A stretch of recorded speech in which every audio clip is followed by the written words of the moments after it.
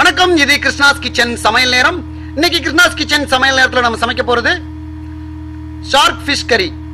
Shark fish கறிக்கு தேவையான பொருள் என்னெல்லாம் அப்படிங்கறத நம்ம பார்க்கலாம்.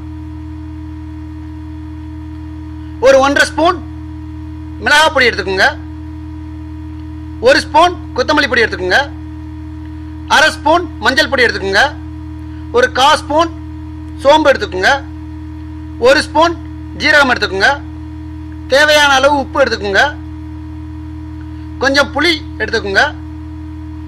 அந்த புளியை கரைக்கிறதுக்கு ஒரு பவுல்ல தேவையான அளவு தண்ணி எடுத்துக்கோங்க.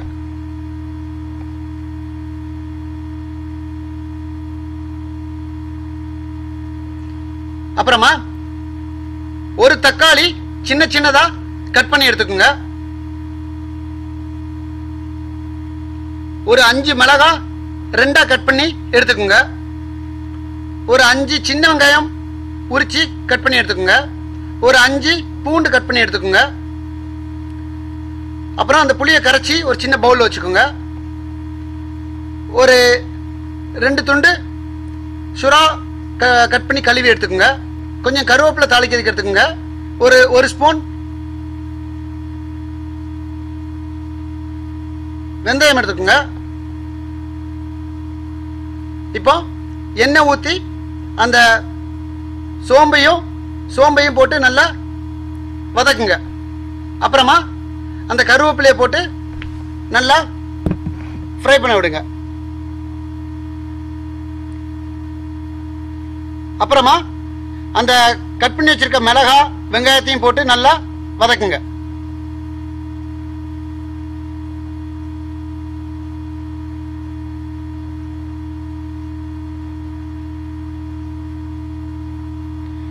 அப்புறமா அந்த பூண்டையும் அதுல போட்டு நல்லா வதக்குங்க.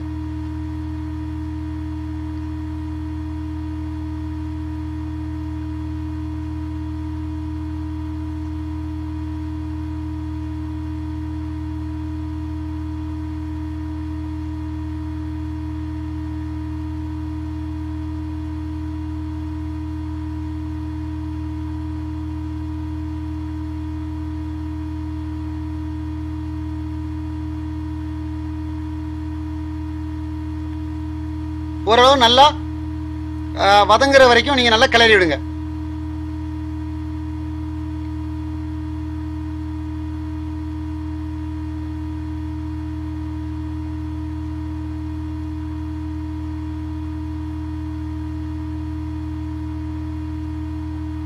அப்புறமா வச்சிருக்க தக்காளியும் அதில் போட்டு திரும்ப நல்லா வதக்குங்க.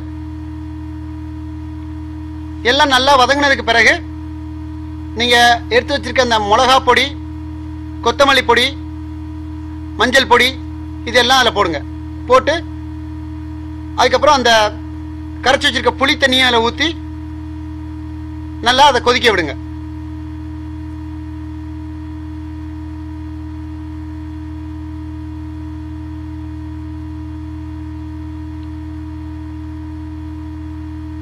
ஒரு 10 நிமிஷம் அது நல்லா கொதிச்சதுக்கு பிறகு நீங்க அந்த கட் பண்ணி வச்சிருக்கிற சுறா ஃபிஷ்ஷை அதில் போடுங்க.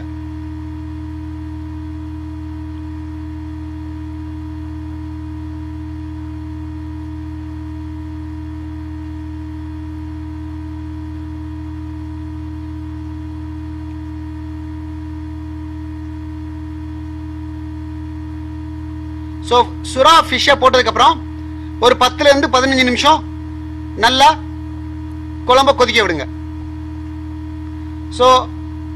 அது நல்லா கொதிச்சதுக்கு அப்புறம் நம்ம சாப்பிட்றதுக்கு சுவையான சுறா ஃபிஷ் கறி ரெடியா இருக்கும்.